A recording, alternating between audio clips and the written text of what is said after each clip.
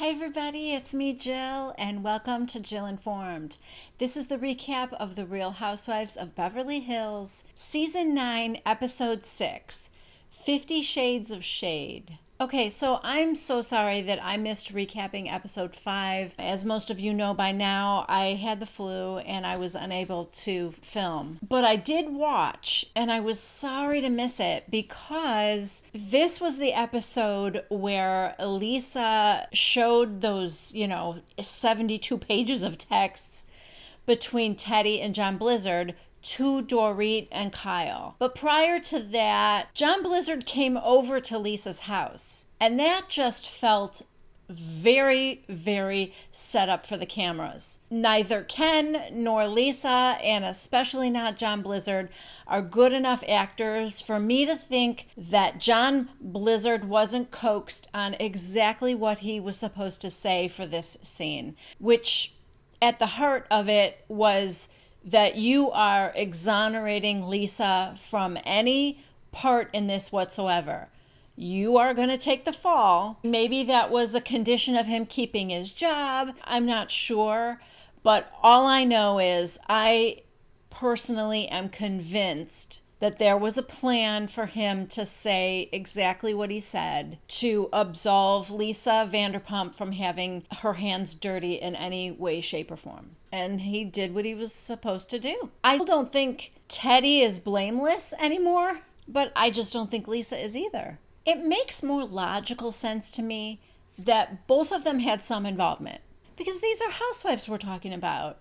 I know how they operate. Nobody is totally honest all the time, not even Miss Accountability, Teddy. And in fact, Teddy is telling her side of the story now to Erica in her confessional. In that little room in Erica's house that's like a little chapel.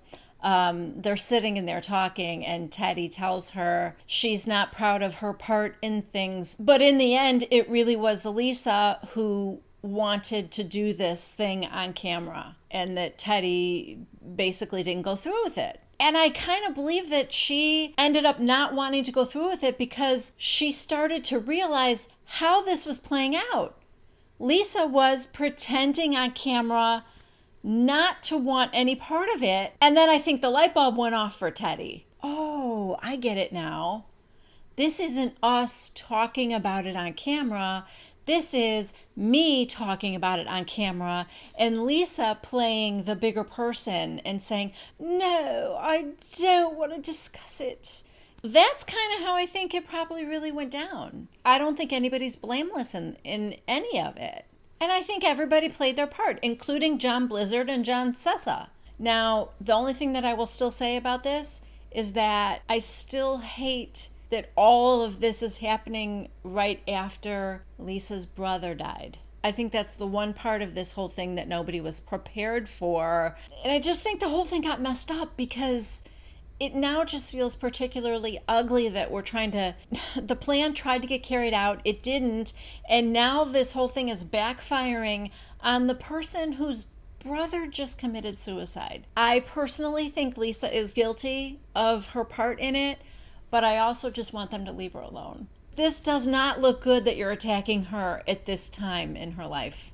Anyway, so that was all last week. Let's find out what happens this week. Okay, this week we have a little scene with Kyle and Mauricio at the agency, and they're talking about how she feels a little better after dropping Sophia off at school. That was the other thing that happened last week. They dropped their daughter Sophia off at college in Washington, D.C. She's going to George Washington University. And, it was tearful, and Kyle gets very emotional.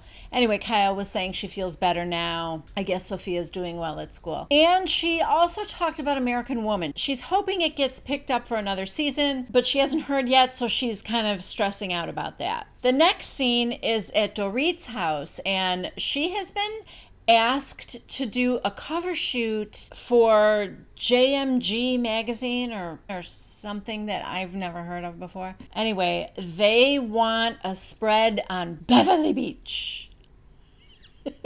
Let me just say this, the name has not grown on me. I can't stand it. Anyway, Dorit has invited Erica over, and Erica is kind of taking over the shoot here. Oh, you need to have heels on. So she's got them now in high heels. And it's Dorit and there's another model. And Dorit looks fan-freaking-tastic in the bathing suits. Let me just say that. But, it's funny how Erica's taking over. And the photographer's like, oh, okay, who invited her? But anyway, so they sit down to have a little chit-chat. She tells her that she was at Lisa Vanderpump's house the day before, and Lisa showed me 6 pages of texts between Teddy and John Blizzard. Erica's like, okay. And Erica's hair, she's got sort of a cross between alfalfa and a something about Mary thing happening. It's bold and brave, and it's very Erica, so I love it. Because it's Erica, I love it. Erica's like, and what did they say? And she tells her that it was pretty incriminating toward Teddy. And now Erica's like, okay, well, I'm getting this story from her and this story from her, and I don't know who to believe. Oddly enough, Dorit still trusts or believes Teddy. Isn't that crazy? I mean, those two hated each other last season. And she was friends with Lisa Vanderpump, so I don't know. Dorit said, I feel like I have 2 friends and they're both out to get me. In a way they are, because you turned your dog into a shelter. Let's not forget, this whole thing, whether you're on Lisa Vanderpump's side or Teddy's side, the person who's really at fault for this whole thing is Dorit. I still want to know who this woman was that wanted this puppy. And if the policy really is that you should return the dog to Vanderpump dogs, why didn't you just do that? There's still something that is not making sense to me, and I blame Dorit. I think Dorit did something shady. I should also say that I think that dog is better off now, and that I sincerely hope Dorit and PK do not get another dog. You know how I feel about the attention they give to their own children. So that dog got nothing. Whatever extra spare moment those poor nannies had, that was probably all the attention that dog got. Now we're at Villa Rosa, and Denise Richards is coming over to visit Lisa Vanderpump. She has brought 2 of her daughters, Lola and Eloise. They're very cute. And Lisa is a very gracious host. She's showing them her miniature horses, Diamonds and Rose, and then she lets them out of their pen and they go running in wild circles around, almost trampling one of the dogs, I think, until she has to wrangle them back into their home with treats. To the confession cam, Denise said, I know the ladies have warned me about Lisa, but she has been nothing but gracious and kind to me, and until she does something to me, I think I'm just gonna, make my own decisions about her, which is smart. I love my Denise. Listen, I know she's gonna disappoint me at some point. Probably sooner rather than later, but I've never had this much of it, like an immediate good reaction to a new housewife. I mean, I know who Denise Richards is. It's not like she's a complete stranger to me or anything. I just like her a lot so far. I don't know. She feels really down to earth to me. And I got sort of an immediate feeling of, oh, I could be friends with you in real life, I think.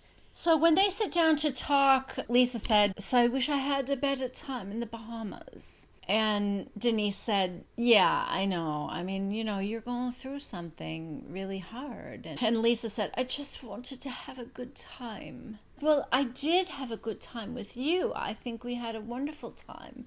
You're so lovely. And Denise said, yes, we had a great time. And she said, I'm glad we're going out to dinner with Kyle tonight. And Lisa's like, yes, maybe we'll get a chance to talk. Okay, I was just going to breeze through this whole next scene with Camille and her friend Kimber and Lisa Rinna planning Camille's 50th birthday party because I don't know, they're in a restaurant. It was boring. It's going to be a cocktail party and hors d'oeuvres, and I don't know. It just seemed blah until Camille and Lisa Rinna got to talking about the situation in the Bahamas, because Camille said, I have to send out invitations and plan a guest list. So with everything that's happening, it's just kind of hard. And Lisa Rinna goes, listen, this is what it's like. We've all have to deal with this at one point or another. I think you've been through it with her. And she goes, yes, we've all experienced the wrath of Vanderpump. Then she tells us, or reminds us, I guess, because this was 2011, it was Lisa who told Camille to bring up the Taylor Russell abuse issue. Okay, if you guys remember, Taylor Armstrong, hot mess that she was married to that horrific man, Russell, who then committed suicide, not while they were on the show, during the break of the show. So obnoxious. But then we get the flashback of Camille bringing it up in front of Taylor, and the way Lisa kind of just looked like, oh. And then later, Camille confronting Lisa Vanderpump and saying, you told me to say that. And Lisa going, no, I didn't. And she goes, yeah, you did. And now you're throwing me under the bus. So thanks. So, I mean, it's not like Lisa doesn't have a history of that.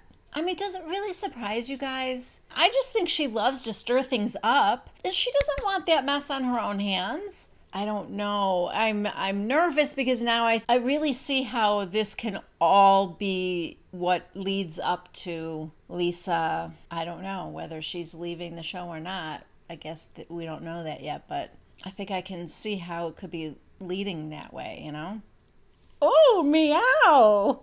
Camille, do you want back on the show or what? She is just spilling the tea to Lisa Rinna, who is, lapping it up, Rinna. Because then she said, but, I do feel sorry for Lisa Vanderpump. She's going through a horrific time right now. And to be honest, there's just something about Dorit that kind of rubs me the wrong way. And Rinna's like, oh, Camille, do tell. So she said, there's something about, I don't know, do they have all the money that they say they have? I mean, I don't know if you guys know, there's talk about that out in the Twitterverse, and that they're in trouble, and that Dorit's Beverly Beach partner is suing her because he didn't get paid for stuff, and PK's in all kinds of financial trouble. And anyway, I mean, nobody ever brought it up on the show before. So Camille, girl, I like what you're bringing to the table today. So she said, I don't know, just that and that fake accent. I mean, it just kind of makes the hairs on the back of your neck stand up a little bit. Camille is even questioning whether Dorit even wanted a dog in the first place, or was she just trying to get closer to Lisa Vanderpump? I don't know.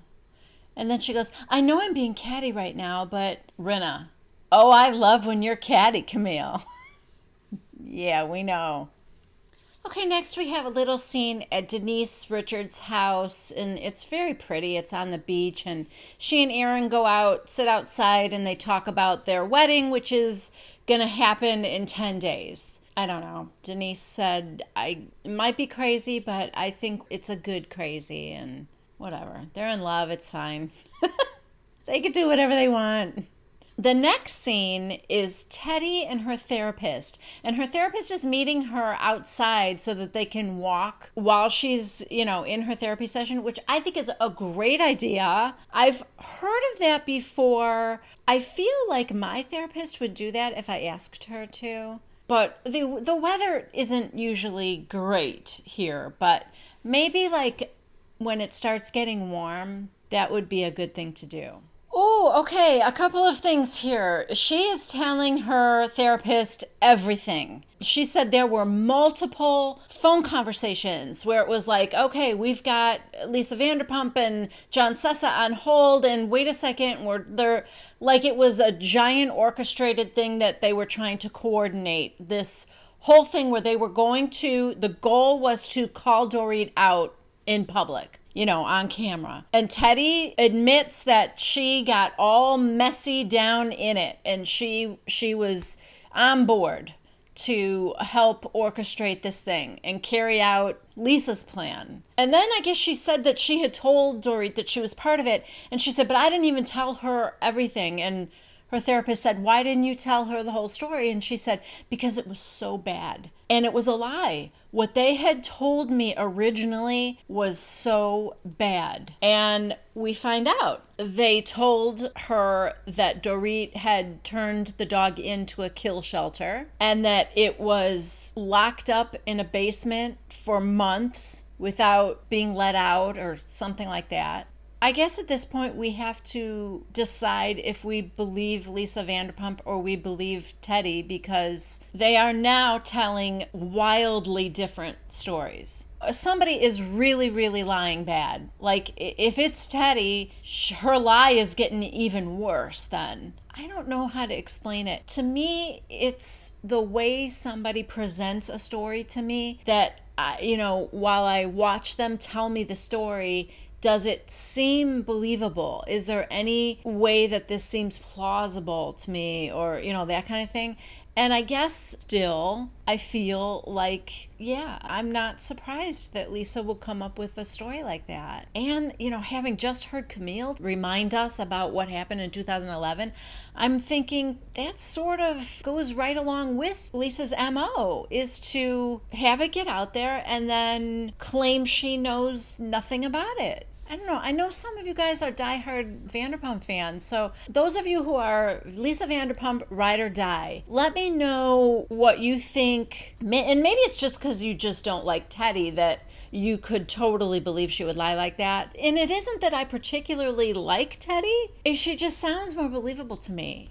I don't know. You guys let me know what you think. I still feel pretty confused. And on top of every single thing, I kind of feel like Camille. I don't want to do this right now. Not with her brother just having committed suicide. Whether I believe her or not, I don't want her to be attacked right now. Okay, did I speak too soon about Denise? She came to this dinner with Kyle and Lisa Vanderpump with her husband. The four of them were having dinner together, which is a weird kind of dynamic in the first place, isn't it? A little bit. Anyway, she came to this dinner like 3 sheets to the wind, I think. I can't really otherwise explain why she could not stop talking about her husband's big penis. Like over and over and over again. It's one thing to like make the joke and move on, but she could not stop herself. I mean, everybody thought it was hilarious. In fact, even as they were leaving, walking outside, Lisa Vanderpump and Kyle were still laughing their asses off about it. I mean, she had to be drunk, right? And even if she was drunk, that just means that she's like a fun kind of silly drunk, which is good. But yeah, oh my God, that was an interesting dinner. Also, I guess she had called to tell Kyle and Lisa that they were getting married that weekend and asked, are you doing anything? And Kyle's got a big anniversary party for the agency, so she can't go. Oh, side note, before Aaron and Denise got there, Kyle told Lisa that American Woman did not get picked up for a second season, so she was kind of bummed about that. But then she said, maybe it'll be an opportunity for me and my sisters to get back together again. So, I mean, maybe. Okay, so now we are at Camille's 50th birthday party, and all the ladies are there. Well, Lisa and Ken and Mauricio and Kyle are coming together. They're not here yet, but they are coming. Everybody else is there, plus their husbands. PK is there, and Aaron, Edwin, of course Tom is not there, and Harry Hamlin's not there either, but the other husbands are there, and everything's great until they're talking about the Bahamas a little bit, and then I think Camille said, I'm sorry it ended so abruptly, and then Dorit said something, and Teddy goes, what? And Erica goes, tell her. You need to tell her. And she's like, right now? Oh, I need a drink. Teddy's like, please tell me because I'm feeling really anxious right now. So she tells her about the 6 pages of texts that she went to Lisa Vanderpump's house and she pulled all this information up. And there was one where Teddy said, have them bring the dog and I will say it looks like Dorit's. So then they go outside to talk and Erica goes with. And Teddy comes clean. It seems like she's coming clean to me. She talks about her part in it, and she said, I want us to move forward. I'm sorry I participated in this. I realize now that I was being set up, but none of this would have happened if it wasn't for Lisa Vanderpump wanting it to happen. Then Lisa Vanderpump's car pulls up, and Lisa gets out. Teddy is still saying to Dorit, I was set up. I didn't tell Kyle. I didn't tell Lisa Rinna. I told you that your friend was betraying you. Because when I realized what was going on, I did not go through with the plan. But yes, I was part of it. So now Kyle's getting out and she's like, oh, that doesn't look very inviting. So they kind of go in past where that conversation's happening because Dorit and Teddy look like they're in the middle of a heated discussion, and they are. So the others go in and greet Camille and everything else. And then finally Lisa Rinna goes out there and she's like, what is going on out here? And then Denise is sitting inside with Aaron and she's like, oh, it looks like they're fighting out there. And she goes, oh, they should be in here celebrating Camille's birthday. So she gets up to go out there and Aaron's like, yeah, I'm going to be over here hiding. It's so funny to me because I still feel like you can almost tell that Denise is like, oh, I'm on this show now. I'm part of this cast, so I probably should go out there and get involved in it because the show is filming, you know? So she goes out there and she's like, hey, everybody. Should probably go inside where the birthday girl is. Okay, so now Lisa Vanderpump comes outside. And this is all happening like out in front of the restaurant. There's like a little table out there on the sidewalk. And she's like, oh, what? And Kyle goes, oh, well, we were talking about the other day. And Lisa goes, I just want to move past. It's all very clear to me. And Teddy goes, what's clear to you? And she goes, well, I saw the texts, and you said to have Dorit's dog there. I was shocked. So now everybody's kind of getting involved, and Rinna's like, well, wait, now, I heard there were no texts. They said there were no texts. So what is this now? How about this? It doesn't concern you, Lisa Rinna. My God. You don't have to get to the bottom of it. It's not your issue. So now Teddy goes, okay, I've taken ownership for my part. If you don't want to take ownership for your part, that's fine. It's been working for you for a long time. Kyle's like, oh, Teddy claims to have texts from Ken to John Blizzard talking about how this whole thing will come out to her and Kyle. Oh, man. I want the full transcript. That's what I want. I think the American public is owed the full, unabridged transcript of the plot of Lucy Lucy Apple Juice. Okay, so Teddy's got some texts that she's showing on the screen in her confessional. And I mean, you know, they're not great, but I still want to see everything in context. Like, I want the whole thread. I don't think that's too much to ask. Side note, Teddy's hair is adorable. She's got this shorter haircut. It's got the beach waves. It's real fresh and cute. And okay. So Lisa Vanderpump says to Teddy, you don't feel any guilt? And Teddy said, no, I don't feel any guilt toward you. I feel betrayed by you. And Lisa said, and I feel betrayed by you. And Teddy goes, why? Because I wouldn't carry out your plan? Sorry. Kyle's like, okay, so the party's really winding down now. They sing happy birthday to Camille, and her fiance brings out a cake. And then Kyle gets really, really drunk, and she's kind of dancing with her butt in Rinna's face, and then she does the splits, and then everybody's leaving, saying goodbye. They're getting in their cars. And in Dorit and PK's car, Dorit says to PK, well, all I can tell you is that Teddy has owned up to all the ugliness in those Texas. Ken also called him Texas. Like the state, Texas? So yes, Teddy has owned up to everything she's done in Texas. I don't know what she's done in Texas, but she owns it. PK's like, what about Lisa? And she said, no, she denies everything vehemently. So then we cut over to the car that Vanderpump and Kyle are in, and they're sitting in the back seat, and Lisa goes, how about Teddy? Well, I guess we'll just have to coexist.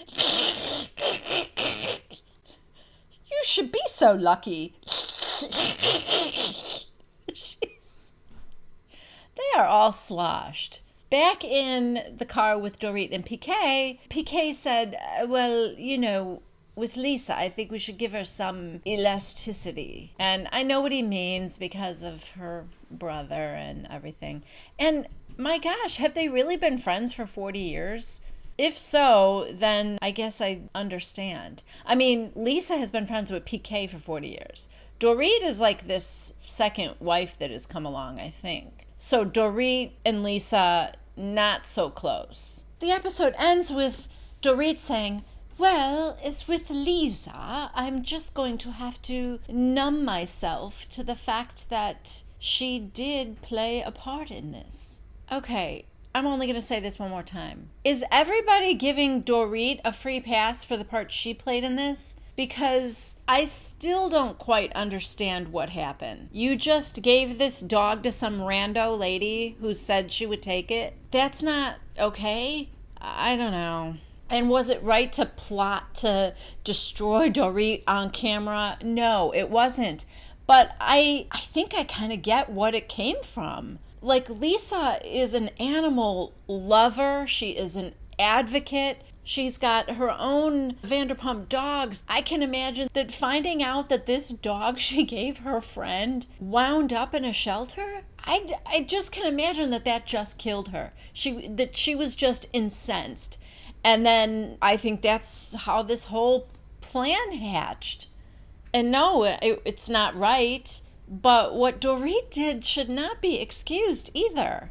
I don't know.